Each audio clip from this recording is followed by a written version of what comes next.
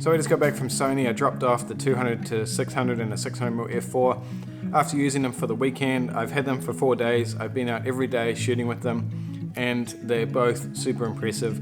Obviously the 600mm f4 kind of has to be impressive for the price tag that it has, but the 200-600 was really, really impressive.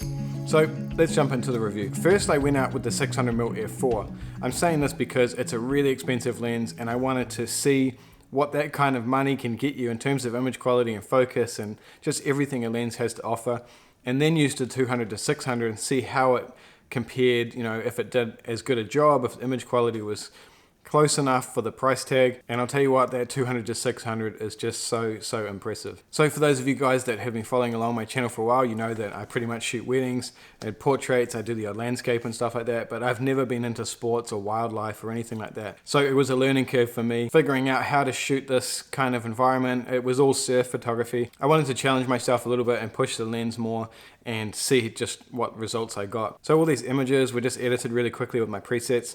I didn't really know how to edit them. I'm used to editing with skin tones in mind, and it wasn't really such a big deal with this, so I went with just the feel that I came up with. So the first thing I want to talk about is the build quality and just how it feels to hold. I'm going to say it's built just as well as any G Master lens you can buy.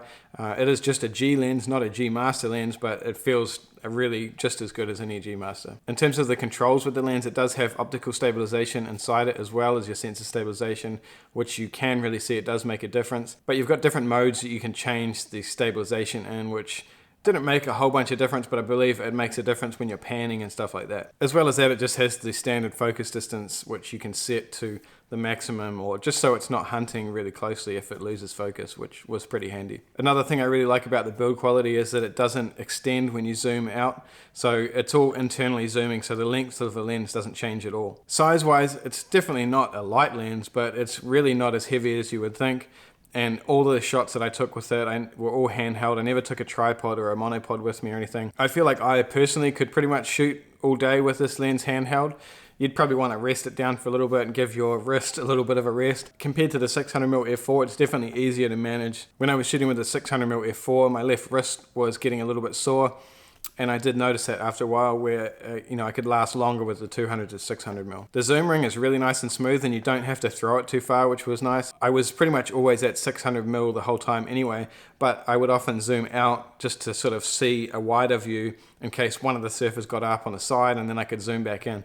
And that was a really handy feature to have, which I obviously didn't have on the 600mm. Now, in terms of focus, I'm not going to do tests where you go from near to far because it's just kind of irrelevant in a real world situation. But shooting these surfers, I never found any real difference between the 600mm f4 and the 200-600.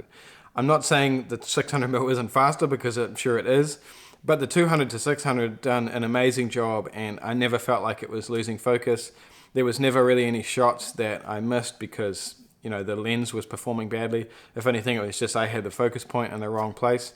But I took about 250 shots of the surfers when I was out with the 200-600, and I think about 8 of them were out of focus. So the hit rate was really good, and it was just super impressive. I did try and get a little bit of video with it, and the focus worked really well, but it was a little bit hard to handheld doing video and getting steady footage out of it. So if you're going to do video with it, it's going to work really well. You're just going to want a tripod or a monopod or something like that. So talking about image quality, it's really, really bloody good.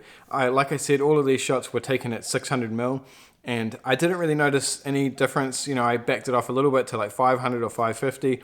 And it maybe got just a fraction sharper, but not really anything that you'd worry about. I'd happily shoot it at 600mm and have no concerns with sharpness at all. I love the colors that come out of it. It's really punchy and contrasty. No issues with that. I shot a lot of backlit stuff, and I didn't have any issues with flaring. I didn't really notice any chromatic aberration, and it was definitely a pretty harsh situation, so I feel like it's really well controlled. I'm going to put a link in the description for some of the raw files that I shot, so you can zoom in and have a play with them and see how you like them. I did use Super 35 mode with the A7R3 a whole bunch with this lens as well. Probably half the photos I took were in Super 35 mode, and obviously you get a whole lot more reach, but the quality was just as good. In terms of the distance, 600mm is great, and I feel like you wouldn't need much more than that, especially with the A7R3. It totally depends on what you're going to shoot, but if sports, surfing, these guys were quite far away. I took this photo on my iPhone just so you could see what I was shooting at. I couldn't get much closer. A lot of you guys have asked me what I think about the 100-400 versus the 200-600.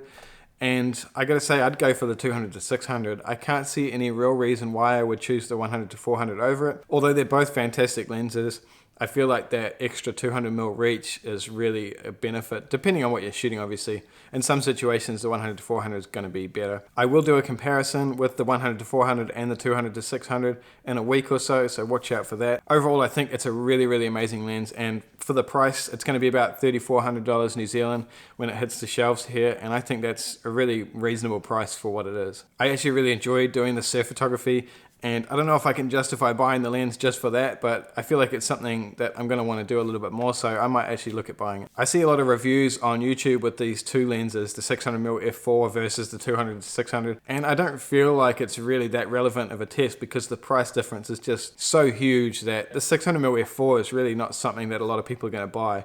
It's going to be something that's more geared towards, you know, businesses like Getty's who are supplying equipment for shooters doing the Olympics or something like that.